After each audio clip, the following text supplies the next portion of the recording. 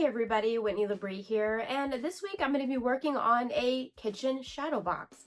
Now this project is inspired by several different things. First of all, I really wanted to have a small kitchen that was out of the way that I could hang on the wall, but that was also easily accessible so I could change it out for all the different holidays all throughout the year. Now another thing that inspired this project is the numerous amount of movies and television that I've consumed over my entire lifetime, and so I really wanted to create like a New York apartment style loft kitchen. Why? Because I love movies like Ghost and Breakfast at Tiffany's and Sex and the City and Big and You've Got Mail. I'm sure I could go on and on. Not only is it going to be loft style, but I do want it to have kind of a boho eclectic kind of feel to it as well. So basically what I'm saying, there's going to be a lot going on in this kitchen. The other challenge that I've put on myself is that I have to use only items that I have in my studio.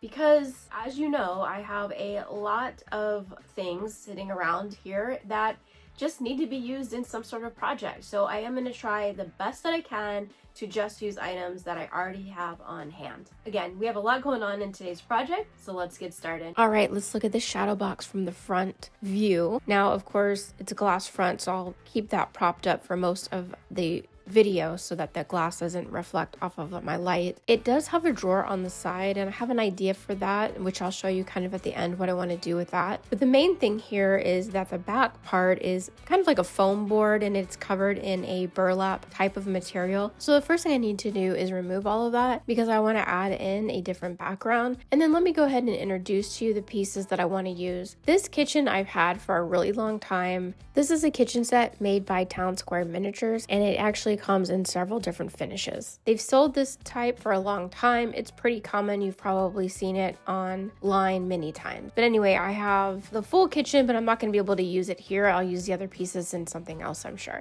In the meantime, I'm going to use the fridge, the sink, a little piece of countertop, the stove, and then the vent hood also. And then my vision is to also have an open pantry to the side so I can put a whole bunch of fun things in it and be able to see them and enjoy them. So that's kind of the plan. We'll see how it goes.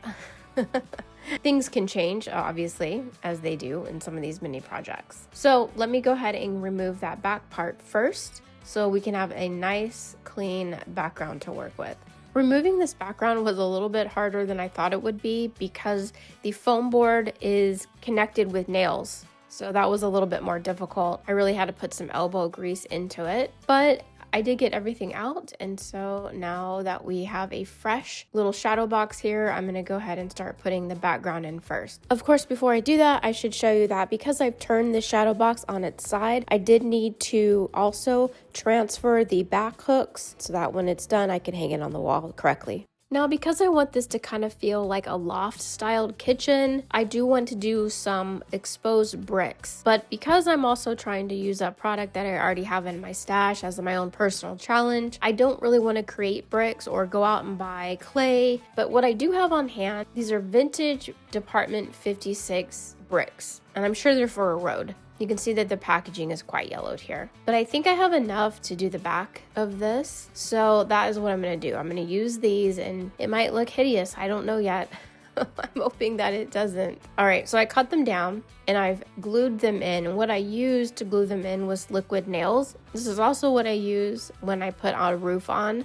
Roof shingles, this liquid nails works amazing. And I needed something heavy duty because this brick was fairly thick and it had been sitting in that container rolled up for quite some time. Now you can see there that there are some seams. For the most part, these seams are going to be covered up. Now, I let these bricks sit inside here for a little while, and I walked by them probably about 1,000,000 times over the next couple days because there was something about them I didn't care for, and what it was is the grout lines were black, and I really didn't want them to be black. I wanted them to be more of a cream color. I'm filling them now actually with a little bit of my foam putty. I'm rubbing that into the grout lines, and then I'm taking a slightly damp paper towel. I'm wiping it away. It's filling the grout lines really well, and when I wipe it away with my paper towel, the paper towel is not removing the grout. So I'm just going to do it in small little areas until it's all filled. Now, one of the things, of course, that filling the grout lines will do, it's going to create even more obvious seams, which again will be fine because most of these are going to be completely covered. Once that foam putty dries, it's not going to be a stark white either.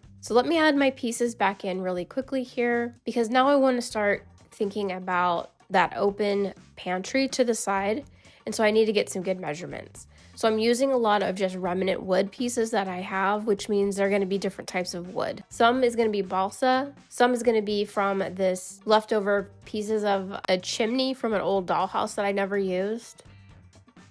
And those are all going to be my shelving, as you can see here, for that open pantry. I also want to put in an additional shelf above the refrigerator. And then if you see there, there's a piece of what looks like a window. That is going to be a window there. I do want to do a nice size, large window, like a loft size window looking out. And I definitely think I should do like a New York skyline or a New York street or something like that. But that will come later. Now I'm going to go ahead and stain all my pieces in this early American color, and that'll be for the trim and also for the pantry. All right, and so now while all my wood pieces with stain are drying, I really want to think about the flooring and the ceiling. I'm not going to do the sides, just the floor and the ceiling. I have this really fun scrap paper right here with all these great fun colors.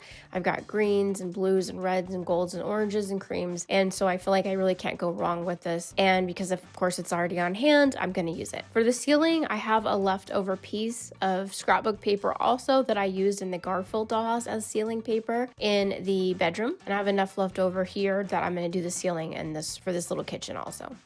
Now the ceiling and the floor are in. I have glued in my open pantry, and you can see that it's a little rough around the edges. Because I've used all sorts of different wood types and thickness, I really want to hide that and make it look a little bit more uniform. So what I did was I have some extra trim, and I'm just going to cut that down, and of course I've stained it to match, and that is going to help these shelves look all like they're the same. I'm also going to use this trim piece to put a few little planks underneath each shelf to create just a little bit more stability for the shelves, so I can add a whole bunch of stuff without them caving in or falling. I also have a nice piece of crown molding that I went ahead and stained with the same color, and I'm going to put that across the top also to really finish off that back wall. Everything is in place. Everything's looking good. That brick seam is really kind of staring at me in the face, but that's okay. I promise when we get done, it will really blend well. We won't even notice it. Okay, now it's time to paint my kitchen pieces. I don't want to keep the finish that it is right now. It's really way too light. I think that was a color that was a lot more popular in the late 90s. I think it's actually called pickled cabinetry colored. I think that's right. Anyway, I'm going to paint them in this dark hunter green. Yeah, you heard me right. Dark hunter green.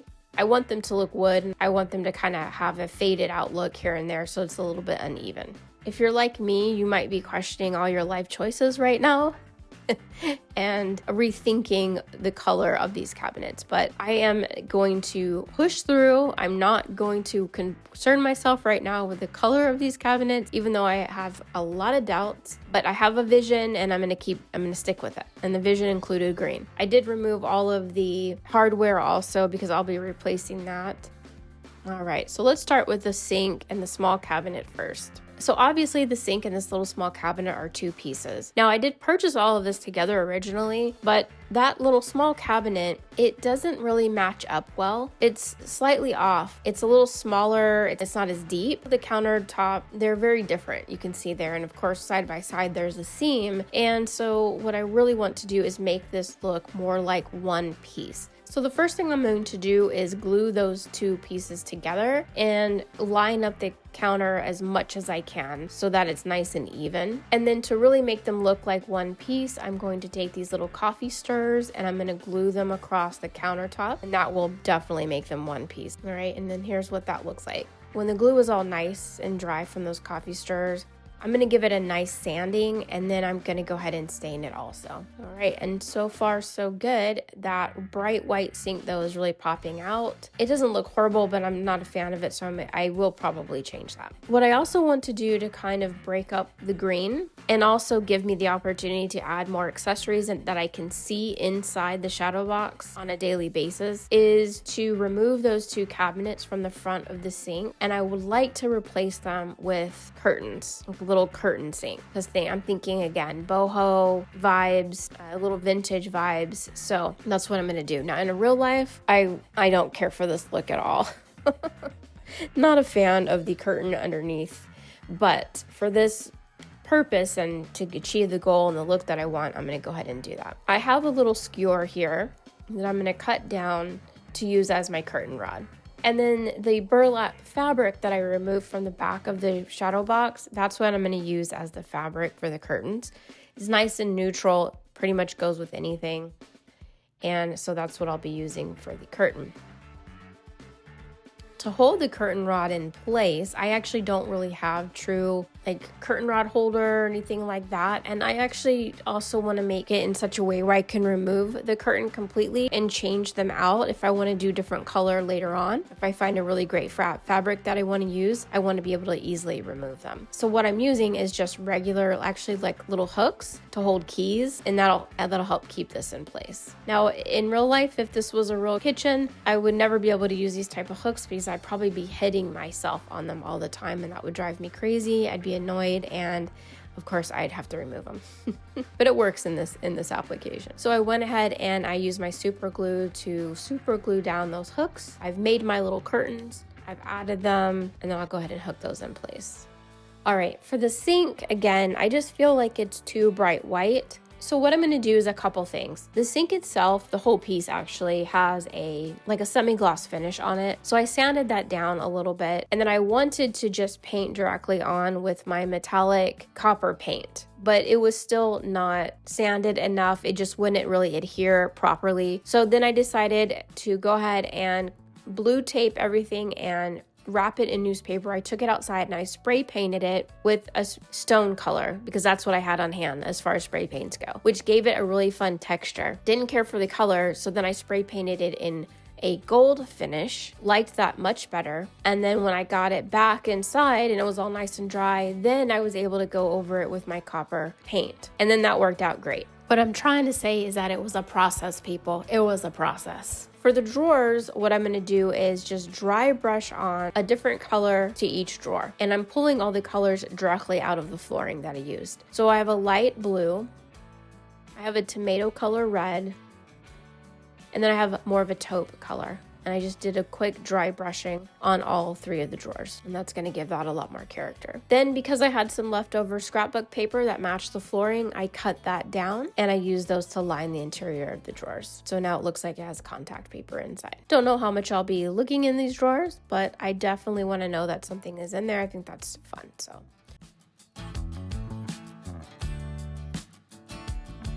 now after everything is all nice and dry, everything's looking good, I do have some 3D printed drawer pulls, and these are drawer pulls that I 3D printed some time ago for another project, actually for the Veruca Salt armoire, and so I had several left over, so I'm going to use them here today.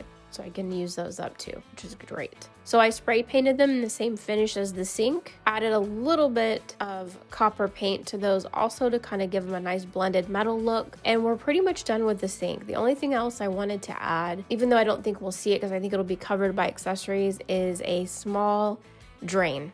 So I'm painting a little black dot right in the center, and then I have a little round jewelry piece that I'm going to super glue right on top. So that way at least it looks like there's a little drain inside there.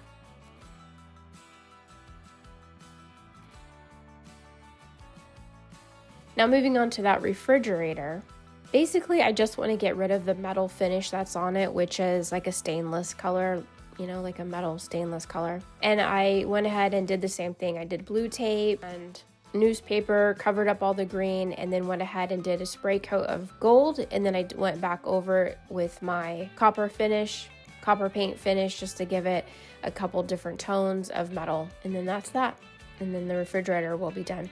I actually did add a little bit more green paint just to clean it up a little bit. Felt like it looked a little bit too rustic, and that wasn't really the look I was going for. So I did add a little bit more paint to it.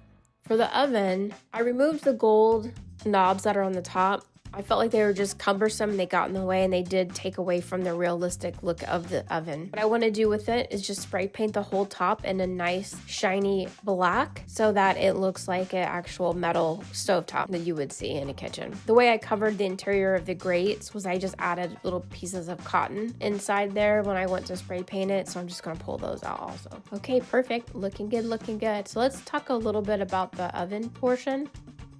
Again, this is an older piece and it has the plastic window front has yellowed. So I want to go ahead and remove that. I'm trying to be as delicate as possible, but when I went to pop it out, I broke the oven. I had noticed there was a little crack in it, the oven front to begin with. Luckily, it broke cleanly. So I'll just go ahead and glue that back. And because I'm going to paint the front with a color, I think that'll hide any crack creases that might be there. But unfortunately, it did add one extra step to the process. All right, and then to replace that oven front, of course, I'm just going to use some clear plastic sheets. Go ahead and trace it out to get the right size, and then I'll cut that out. And I wanted to paint the oven front also to kind of give it a nice pop of color. So I went with the same blue as I used for the front of the drawer in the sink area. And you can see I'm adding a little bit of green also because, again, I wanted to kind of clean up some of the areas where I felt like it needed a little extra paint. Now that it's all repaired and painted and dried, I can go ahead and add the new glass piece back in. For the oven, it had a couple faux drawer pulls at the top, so of course I removed those and replaced them with the same matching ones that I used in the sink area. And then for the front of the stove, the actual door, it had a small little knob there, and the ones that I used to replace the others just wouldn't work there. So I do have an extra like little drawer pull that reminds me more of a suitcase pull, if that makes sense, and that's what I'm going to use to replace that one. This one was a little more difficult to replace because I had to fill in a hole and then wait for that to dry and then paint, where the other ones I was able just to put the new drawer pull right on top of the old hole and cover it up so I didn't have to do that extra step.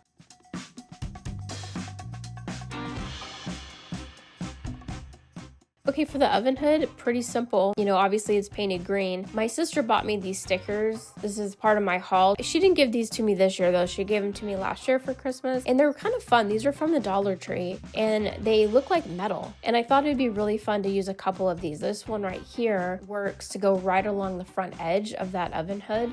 So I'm going to put it on the front. I needed to cut it down just a little bit so it would fit perfectly. And then I added some of the pieces to the side also, so it looked like it wrapped around the whole hood. And I really loved the way that looked. Now that pretty much all the pieces are done, I'm going to go ahead and put everything in their right spot. But when it comes to that oven hood, there was another large sticker that I wanted to use to simulate a backsplash behind the oven there. So I went ahead and installed that. Even though it's a sticker, it needed a little extra. So I did go ahead and use some hot glue to keep it in place. And there we go. The pieces are in place. Now for the window, you saw the piece that I wanted to use, that little remnant that I have that looks like a round cage window or something. I also have this window. This is a leftover piece from my Garfield dollhouse, a window that I didn't use. So I'm going to use that. Here's that little cage window. It's double-sided, so there's two pieces there, so I'm going to use both sides. And then here is the New York skyline that I printed up. Basically, I'm cutting the wood portion down to create a completed window frame. Then I'll glue, of course, the plastic window and the print to the back of it and paint it black. I also want to put that shelf up, so I'm going to put it over here, but I want to first do the window so I know where the shelf should go. So here is the window, the New York skyline in it. I'll go ahead and put that in place. And then because I had some leftover pieces from the back side of the arched window, I'm going to cut those down now and use those to hold the shelf up. And there we go. The shelf is in place. All right, so now that is all done, the kitchen is done, everything is in the right spot. Of course, now it's time to accessorize. And for me, I really love a cool set of canisters. I have been on the hunt for a very long time for these canisters right here. These are the Mary Mushroom canisters that came out in the 70s. I believe Sears is the one that initially sold this brand. And I have personally wanted this set. I don't know why, because it doesn't go with my house or my kitchen at all. They're just super cute and I love them. Now, I have found them a couple times, but I wouldn't purchase them because they were so expensive, shockingly expensive. So I have decided that I no longer want these in my real life, but I definitely want them for this kitchen. So what I want to do is make them in miniature. I'm starting off by using just some Sculpey clay in white, and then To be my template, I do have this red set of canisters just to make sure that I'm doing the height and the widths right. I rolled out my polymer clay, and then for the round part, for the base, I did have these little clay stencils right here. I bought a whole bunch of these in different shapes from Hobby Lobby. I hadn't used them yet till today, so it was fun to finally open that package up and use them. And then I just started to wrap the bases and then taper the tops because they're not a true canister shape. They are like a mushroom base, so they kind of taper, which was very challenging. I'm not gonna lie. I had to do it a couple times to get the right shape and look, and you can still see that the tops are quite uneven. I used this roller. This is actually a clay cutter. I just slightly rolled that cutter into the bases of these because they do have some grooves on them, and so I wanted to create that look. So what I decided to do is wait till my bases were baked, and then I just sanded them down to create a much even top, and that worked out perfectly actually. For the lids, I used a Harvest Gold color polymer clay, and then I used a orange as well, which is a huge part of this because the lids have to be right in order to give the same look. I basically just rolled little balls of clay and then kind of smushed them down a little bit to give them a rounded top. And then I put those on top of the bases to make sure they were the right size. If they weren't, I just cut off a little part of the clay and then re-rolled them and then re-squished them down. For the mushroom, I just used the orange, created a little mushroom, little triangle, took a toothpick, poked a tiny little hole in the base, and then rolled out my tiny little white mushroom stems and placed them inside. I put them directly on top of the lids and then I baked them that way. One did fall off after I baked them, and so that one I did use glue on to keep it in place. Now for the front of the canisters, I printed up some pictures of the actual real canisters, and then I used those as my fronts. So I just cut them out and then stuck them to the bases of the mushroom canisters. And that really worked out nicely for me. I think they look really good. You can, of course, sculpt that portion of it, but I didn't have the time nor the patience for that. And so this is the route that I went. Now the lids have a nice brown trim on them. The ceramic is painted in a brown, in a faded brown. And I'm going to do that by using my brown chalk, dusting off a little bit, adding a little bit of water. I'm just going to paint those and give them a nice fade.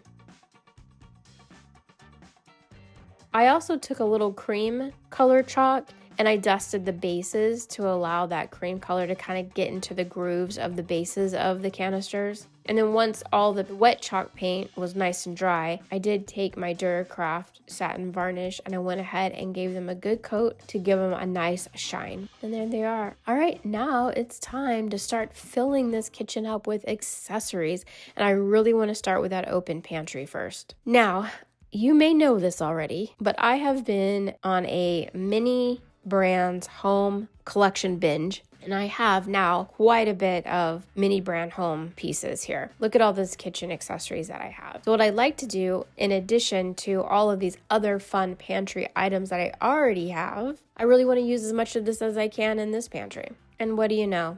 I was able to fit a ton of items in this pantry. This was so good for me to be able to use up all those pieces that I've just been sitting in a little drawer. I was also able to use lots of other odds and ends pieces that were just sitting around. And what's really great is you can see in the top, I have my KitchenAid box from the actual mini brands up there so that I can store that. I've got my air fryer. The coffee maker is not mini brands, but I do have that. Lots of pots and pans, dishes, lots of pantry items all now sitting out on the shelf for me to enjoy. And then of course all of my Tupperware and mini brand stuff. And then on the bottom I have the mini brand stool, and I have my another 3D printed crate that I did, and I filled it up with saran wrap and Reynolds wrap and a couple of those type of things. Then I've got a dustpan, a broom, and some doggy food down there too. So lots of fun stuff, lots of stuff hidden in there. And I love that. Just one of those, I wanted to make it an area that every time I look over there, I see something else.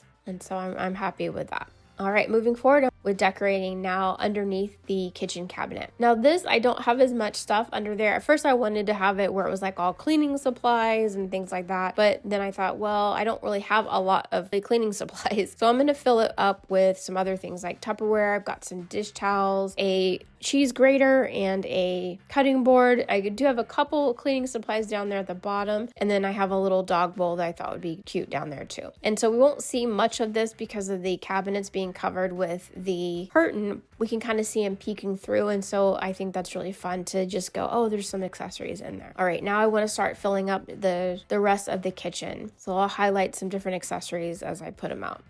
I do have some cookbooks. I found this hanging vine, and I really thought that would be super fun sitting on the shelf, kind of coming down over the sink and kind of near the window. This is actually a flower jar. This is from Rooters, and there's a whole collection here, but for some reason I just have one, so I'm going to use that in here too. This little guy, I love him so much. He's a tiny little Pillsbury Doughboy. Oh, I don't even know where I got him, but he's going in this kitchen.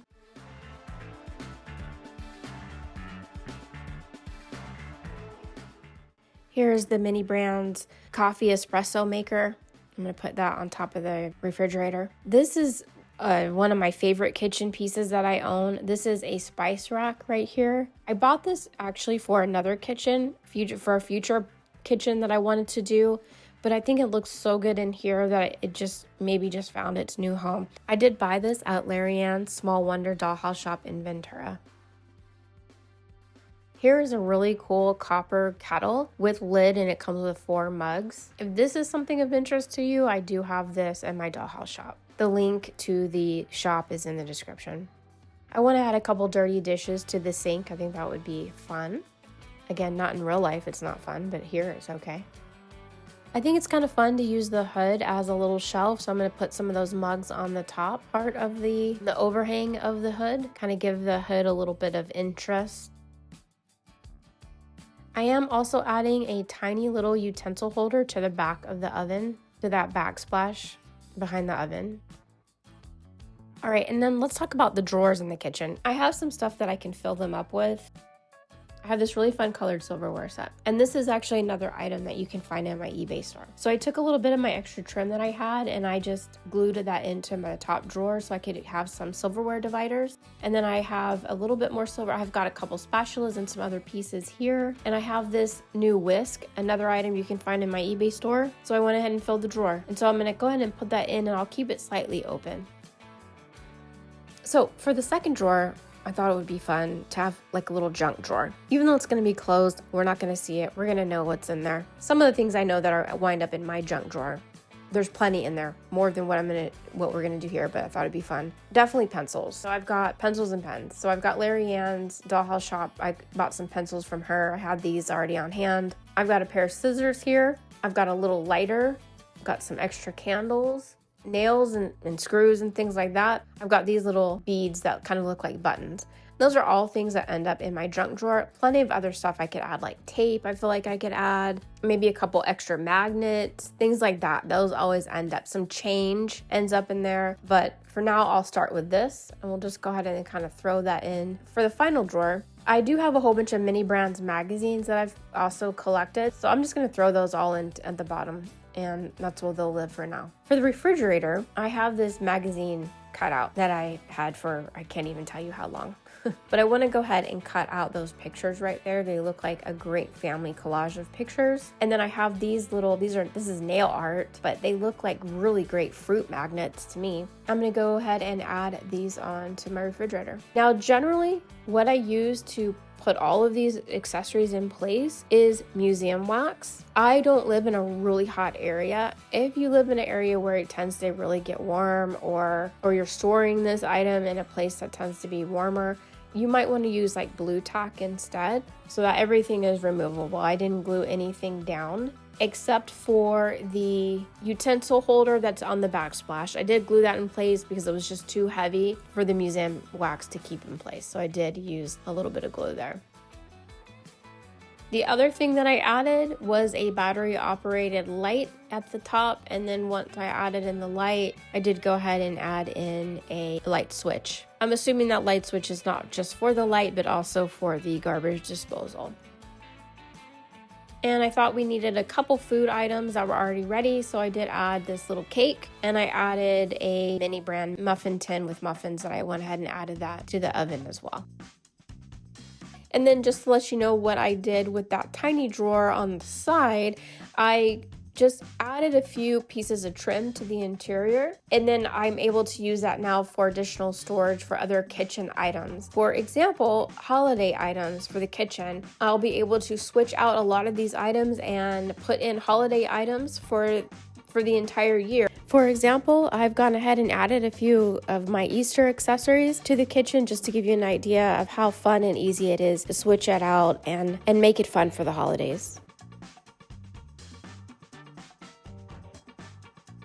So there's everything, you guys, the full build, all the accessories, a couple handmade stuff, and a couple purchased things. But everything that I had was all stuff that I had in my stash. And so I was able to use up some product, make an area that's great for some accessories I had in storage that I really wanted to use. And so I'm thrilled. I'm thrilled with it.